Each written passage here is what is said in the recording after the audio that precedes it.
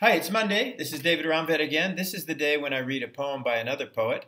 I'm going to read one by the poet Alison Hawthorne Deming from her book Science and Other Poems. She is a nonfiction essayist as well as a poet. I admire her work, and so I thought I'll read one. And the poem that I'm going to read is the title poem called Science, and it seems appropriate now for all sorts of things going on in our country. By the way, I probably should remind everyone to vote. We're coming up on the U.S. election, and it seems as important as ever to cast your vote. But here's science. Oh, by the way, I'm wearing a hat. And here's a grapefruit tree I started from a seed from my breakfast table, a seed that shouldn't have been able to sprout, but it did. The inexorable desire of life to be alive. Science.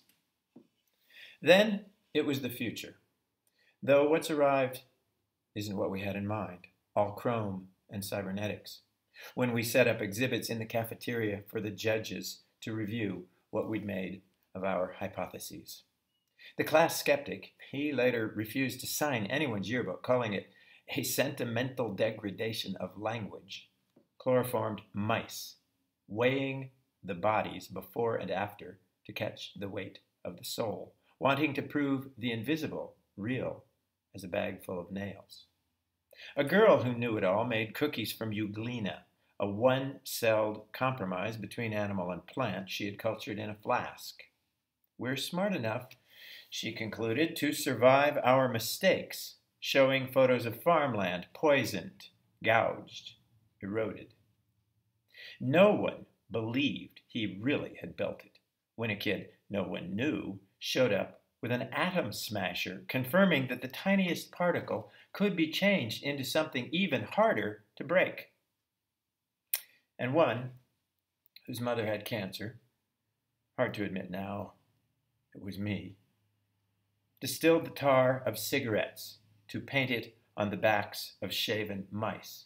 She wanted to know what it took, a little vial of sure malignancy, to prove a daily intake smaller than a single aspirin could finish something as large as a life.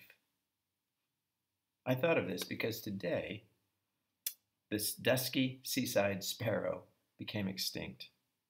It may never be as famous as the pterodactyl or the dodo, but the last one died today, a resident of Walt Disney World, where now its tissue samples lie frozen in case someday we learn to clone one from a few cells, like those instant dinosaurs that come in a gelatin capsule. Just add water and they inflate. One other thing this brings to mind. The euglena girl won first prize, both for science and I think, in retrospect, for hope.